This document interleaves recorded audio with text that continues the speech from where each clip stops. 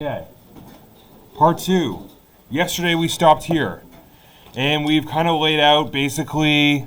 We started off with simple shapes like the rectangles, the triangles, etc.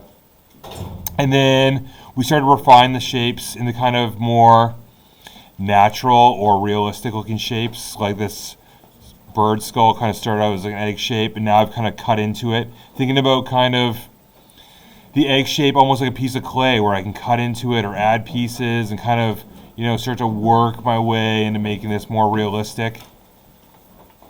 Where we didn't end up, or where we kind of started, was talking about shadows, and I started putting some of the shadows down. But we also want to think about the shadows that are on the objects, and you want to trace that stuff out too. Because if we just kind of shade it, then you're just kind of winging it. I think it'd be best if we kind of plot out where the shadows go.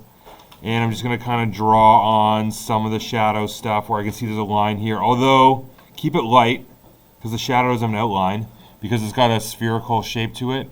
It transitions from dark to light in kind of a smooth transition, a gradation, if you will. And so we don't want to put in a hard line here and then have it's not a shape. We're just kind of making guidelines here. And if you look at kind of like tattoo artists, if you're into that, they also draw that stuff on, and often they kind of draw it on with dotted lines. You can do that too, I don't know. But anyways, so here's the shadow for the bird skull. What is this? This is the rock?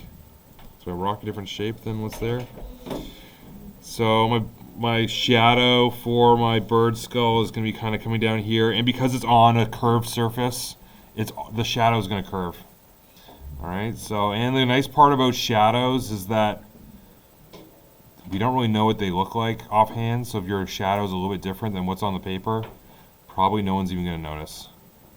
So there's my shadow for my bird skull. And I notice I can see the nasal cavities that are in the shadow where the light's kind of shining through the nasal cavities. Oh, just a little bit higher. So just going to kind of draw those in. And some of your drawing's going to be done while you're shading, so don't worry so much. We're just kind of laying some stuff out. Some people want to talk about the leaves and whatnot, and that's probably not a bad idea. So we have some maple keys that are on the ground here, part of my spring thaw theme, that these will one day be great maple trees, I guess. And they're kind of in a Y shape, so I'm just going to think about it. I don't worry about the placement of these so much because no one cares. I'm not going to be critical over, but we do want to kind of keep the proportions kind of, So I'm just kind of making a V shape here with a little bit of a stem. And I'm going to notice though within the key that there are these kind of, the seeds are here. It's a pretty cool way it delivers the seeds to the grounds through this maple key to safely float to the ground. Pretty cool. And then from this V that I made out, it's kind of two squares, then I can just like I did before, I'm just going to make it look more natural. And we got some wrinkles. And I'm going to bring this up kind of, did I mess that up maybe? I don't know. I'm just going to push this out further this way. So there's a maple key.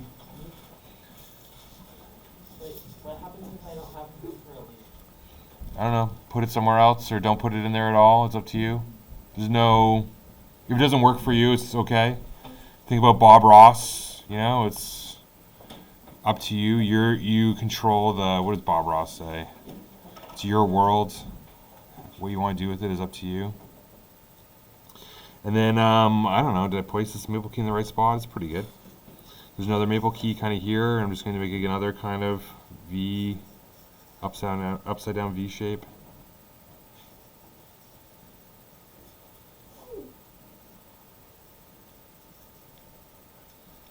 Cool, and then there's also kind of these round shapes here where the seeds are. And I'll probably fix it all up when I'm shading, but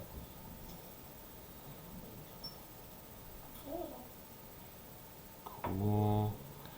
And I'm not going to worry so much about being perfect because no one knows what this key looks like. It's an organic form. It's all cool. There's this leaf over here, and this thing's kind of intimidating looking, I would imagine. But we're just going to break it down into simple shapes again. So it's kind of like our rhombus, where I have this rhombus shape. And I'm just going to put in this rhombus shape here. because the leaf kind of has an overall rhombus shape to it. And I don't really care about the proportions. I'm going to keep the proportions pretty good, but leaves come big, they come small, it's not a big deal. We all know how to do the proportions now. But out of this rhombus then, I'm going to start to just carve away the rhombus or add things to it. And probably the most thing that makes most sense is I'm going to come up with this leaf that's over here first, or this part of the leaf. So there's part of the leaf that kind of curves up towards me. And then out of this rhombus, I'm just going to cut in some of it. I'm going to leave, like, add some stuff. So if you think about it, it's almost like clay, where I could be adding something or taking away something. It's up to you. But I have the overall shape kind of figured out. And this isn't totally accurate to the drawing, but it's a wrinkled up leaf. No one knows what it looks like. So don't be too critical on your leaf. If it doesn't look like the leaf, it's no big deal. Okay, cool. Perfect. Okay.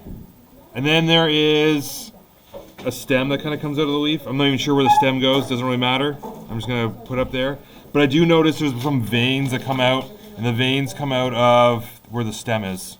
So from that stem, I'm just going to draw out these veins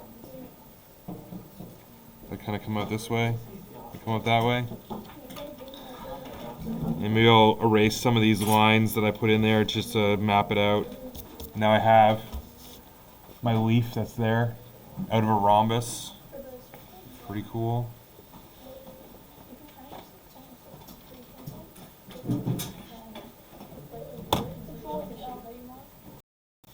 Okay. What else? Was there anything else that we need to add in here? Oh, I guess there's like the branches. And the branches I'm not going to be too worried about capturing exactly, but I want to keep it on my paper, so I'm just going to pull out a branch this way, and the other one kind of comes out from this rock and intersects and kind of comes up this way. I'm just putting the sticks in here, just creating two lines, kind of planing it out. We don't want to draw the sticks as lines because it's got volume to it. So I might just kind of pull in another line here to kind of create actual stick. And the way sticks work is they're going to get thinner as they go further away. So I'm just going to thin it out a little bit as it goes away. And this one too then, it's coming out from my bird skull. From where? Oh, I'm lost.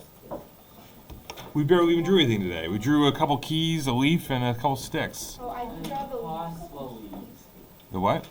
This is all I have. The leaf is freaking you out? Okay, well, should I redo the leaf? Okay, let's redraw the leaf. Everyone's having a hard time with the leaf. The leaf starts off like a rhombus.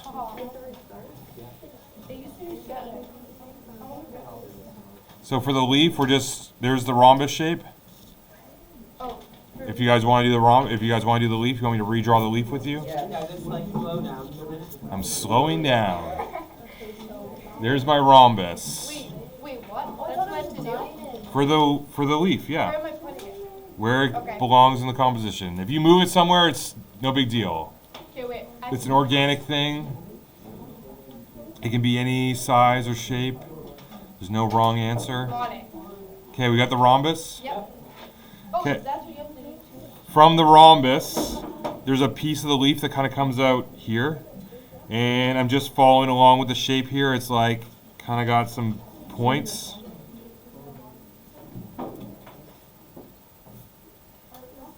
And it looks like that. But there's no wrong answers on your leaf. Got it. You're putting the wrong spots on here. Okay, so we have that down. This one's so weak, this one's here. Camilla? Yours doesn't even look that good. No, I know. All right, so now we're drawing, this is the curved part that kind of comes up.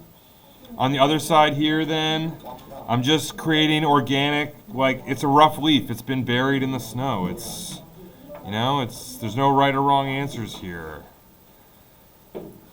You guys just are looking at it and thinking like, oh, I can't draw and I'm critical on it, but I'm sure your leaves look great. Mine Okay, I will take a look, Oh no, I messed it up. and I will be judging it. Wow.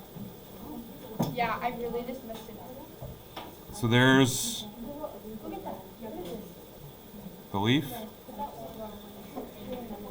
And then Yeah, I am. it actually kind of comes out maybe a little bit this way more, which is okay. And then I got a bit of a stem that comes up. And maybe it's looking a little bit confusing, so I'm just going to erase some of these lines just Can you come help me fix this? yes, I will. It's really bad. Let me finish up my leaf, my second leaf here. I'm just erasing some of the rhombus. What leaf is that? Oh, it's that one. This leaf. I thought you were doing like this one. What, the key? Yeah, that's why I was. No, The it is in the wrong spot. The key's not a leaf. Well, put a leaf there. That's I was trying to do the key. That's why I was doing yours and doing the key. That's why it looks bad. It's okay. Thank you. Stop. That's why I'm like that doesn't even look like a key. So I was like doing that off a Like, key. what is Duquois on right now? And then from that stem, I'll finish up my leaf here. We got some veins that kind of come out this way. And the veins kind of go towards the points. That was actually fun. Okay, wait. I need to Okay. restart. Do we need to draw the keys again? Well, I thought that was the key. The keys are kind of an Wait, wait. upside down V, like we're making it thick. Can you do the key then? Yeah. Okay, we're making a key. Okay, wait. Stop. Got it. It's supposed to be small. Actually, maybe I don't like that key. Oh, you know. I'm gonna bring it out like wider, because I think they're wider than that. Mr. Claus, I have a new paper. Someone sprayed my artwork. Finn, I was it did you? it to me. No, I didn't. Do I need to confiscate the water bottles? You guys need to stay hydrated. I don't want to start taking water bottles away. I can take a certain water bottle away. Yeah. Okay, so there is just one water bottle in particular. Gee, But yes, Owen, if you if you need a new piece of paper, it's up here. Come grab it. So there's the key. The key has the seeds that are in the key, so I'm just gonna draw on a couple things. I don't know, a couple circular ellipses, and then it looks like we have kind of a straight edge that's here, but then on the inside, then we have this kind of curvy shape. And actually on the one side of this key, it looks like this kind of folds up a little bit, and then kind of like this. And they kind of go round here. And then we have a little stem that comes off the key. And I'm just going to erase some of the lines that I cut out. I don't know, where did that go? Does that look like a key? And maybe there's some... Okay, so there's the key and there's the leaf. Are we good on that? Yeah, that's better. Thank you. Okay. Yeah, let me finish up a couple, because we probably have a couple more things to draw, and then I'll come around and look. There's a couple stones here. The stones, I mean, who cares what the stones look like? They're organic things. I don't know. What does a stone look like? It's just a random shape. Your random shapes are really good, right? Well, I have practice, I would say. You could try it, and then if it doesn't work, then erase it and try it again. I need to move my leaf, man. Also, there's something to other people's work always looks better than your own work. Including me, I look at other people's work and I think, wow, I wish I could do that. And then they might say the same thing to me. It's just, no one's more critical than yourself when you look at your art. Yeah, my key is really bad. There's another rock, and I got one more little stone over here. I don't know. There's my stones.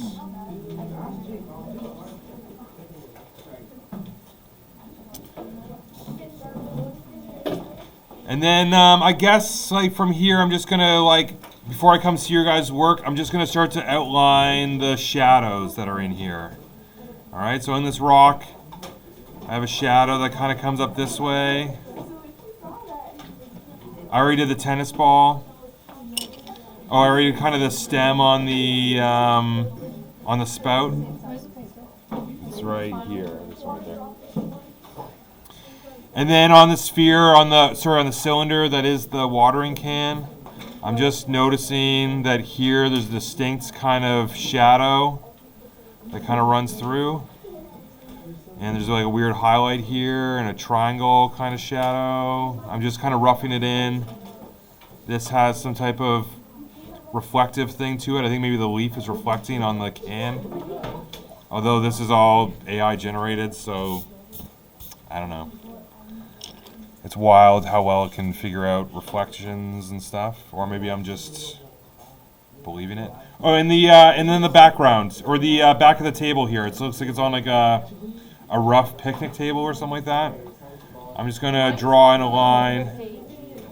But just make sure that when you draw the line, just continue it through the back. I'm not pushing any pressure, but I just want to make sure that when I come back over here, it's the same line. Because if it's out of sync, it's going to look funny. So you want to have one straight line that goes all the way across. I'm just going to stop pressing and then come across. And I have my paper. Okay. What about the sticks on the left side? Oh, yeah. I always miss it. If you don't want to put the sticks in, don't put the sticks in. But if you want to put the sticks in, they are just kind of like here. Oh, they're behind this kind of... I think I put my leaf too low. Because if I look at on the drawing, the leaf is above the bottom of the watering can, and mine is below the bottom of the watering can. But nobody cares. So I'm just going to draw in a line here for the stick. Maybe it's a little bit rough, I don't know. And then another line parallel to it, and probably go a little bit thinner as it goes away. And there's a stick, and then, I don't know, what's going on here? Like there's some branches kind of coming off the stick. No one's going to know or care what's going on with the stick, so don't spend too much time on it. Okay. I'll come around and see where you guys are at. We'll leave this up here. I'm going to pause this. Okay. I don't know, Coach Darryl, no. Okay, when we're starting to shade this in, because right now I was kind of talking about, like, some people are, like, feeling like, man, I'm not super confident in these lines or the shapes that are here. And right now, with, like, I don't know, maybe there's a better way to describe it, but the drawing's kind of naked right now. And so, like, when we look at these lines, there's nothing kind of, like, hiding the imperfections and creating a range of values. Sophia, you're paying attention? Yeah, sorry. There's nothing kind of like hiding the line work and kind of what's going on, so we're kind of in an awkward phase. Once we start shading, then we can start to kind of soften up some of these edges, get rid of some of the stuff that's a little bit awkward, hide some of the stuff, especially like with the organic stuff, like, you know, if you notice this key is behind this other key, and it's like, what does that actually look like? Or there's this weird leaf, or maybe that's another key that's over here. It's kind of hard to figure out what that is. A lot of that is going to be kind of, like our brain does a lot to kind of fill in the gaps, or to like, our brain does a lot of work in the drawing. Where, what I'm saying is, if this is kind of a bit of a mess and kind of looks a little weird, our brains will eventually kind of interpret it the way it needs to be interpreted. So just let the other people's brains, and we're more critical on our art than other people are critical on our art, so including myself. When I start to shade this in, I'm drawing in kind of the value ranges on where they are, just for a reference for myself, where there might be there's a highlight here, so I'm going to draw a highlight that's in here. There's a shadow that's here, so I've already kind of done that work. Context matters with the shading, so I'm going to suggest with a lot of this stuff is just go in and put in like the midtones right away. Unless there's some type of super highlight that you want to keep white. You know, like maybe in the spout that's on the watering can, maybe we want to keep that pretty light. But I'm going to say there's probably actually some gray in there. It just looks kind of white right now because there's a lot of black and dark values around it. So, like with this rock, like I'm just going to start to shade in the rock and put in the values. Like, so just put in the midtones that are here. And there might be some areas that are pretty black, like the shadow that's under the rock. Man, pretty black. I'm pretty confident I'm just going to go black there. So maybe there, I start to shade in the black shadow that's under there, and it's got a pretty intense shadow to it. So there's not really, like some of the other values we were looking at, some of the earlier lessons, the shadows as they move away from the object often kind of lighten up because there's environmental light and reflective light that's kind of dissipating the shadow that's there. In here, we got pretty extreme stuff. I mean, it is made by an AI, but it looks pretty accurate to me, I don't know. So I'm going to go in with the shadows that are here and just start to punch in the dark values that are in the shadows, and put the midtones in where the midtones, like where the on the other objects. So my rock, we're just putting in the midtone values. If there's a shadow here, then maybe I can start to darken up some of the shadow. But we looked at that chessboard, optical illusion, where we have the A square and the B square in the chessboard. And if you don't know what I'm talking about, we look at it later.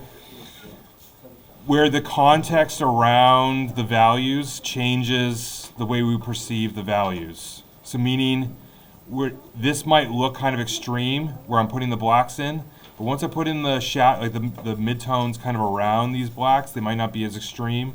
Or the whites, maybe this isn't even white, it's kind of a 10%, 20% gray, I'm not totally sure.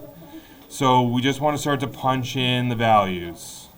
Inside the eye socket, there's quite a bit of detail in here, so I wouldn't go too dark, but you can start to, well, I don't know, there's a highlight in here where there's kind of some type of cavity of some sort in here, but I can kind of put in a darker value into this cavity if I want. And then there's some like little black areas where, oh, and this is a little bit darker here. I'm just using the edge of my pencil here to start to shade in the values and start to punch in. Oh, there's a highlight here. Maybe I shouldn't have done that. I'm gonna put that back, or take that away. But the beak is pretty dark. Actually, the beak and the rock is where I can definitely tell it's AI generated because there's some weird stuff going on in there, but it doesn't really matter. Not the point of the assignment. But we're just starting to put in just the midtones so that it all kind of starts to make sense. And then as we put in the values, the rest of the values will kind of reveal themselves on what should be darker and lighter.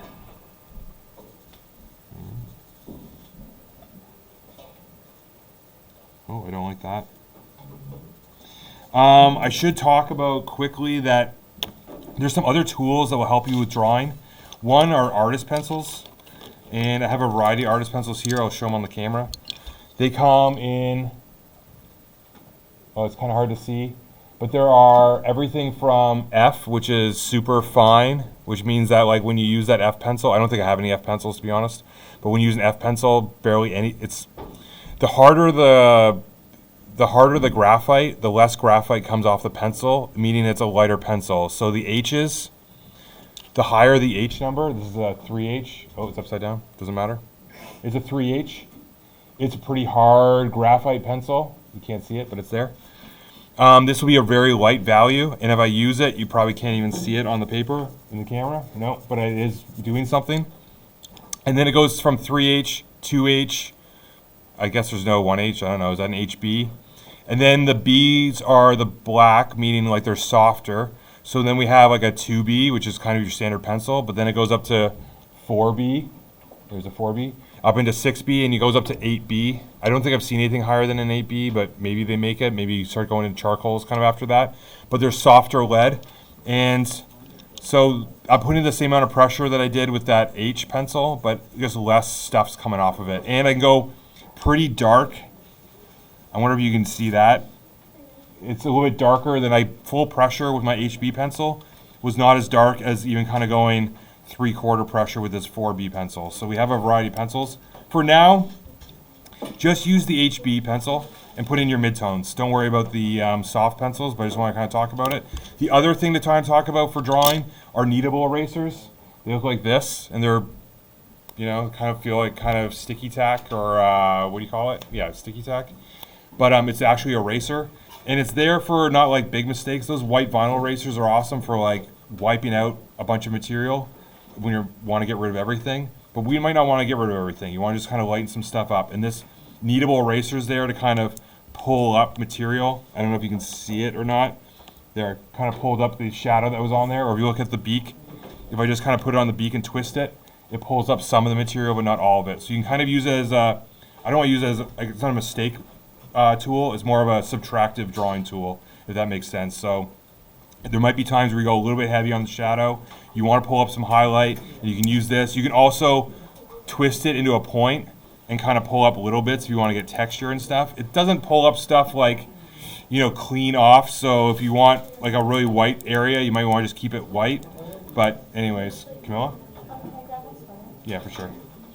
Okay, so our next step is to put in the midtones in here. Okay, don't worry about the textures yet, because there's a bunch of textures in the pit, the tennis ball, the rock, the bones and stuff. We can do all that stuff afterwards. Right now, we're just putting the midtones down and starting to shade in a bunch of values in here so it doesn't look so naked. We got to put some values in there. Okay? Any questions on that? Okay, tomorrow we'll continue on and I'll start shading this in with you guys.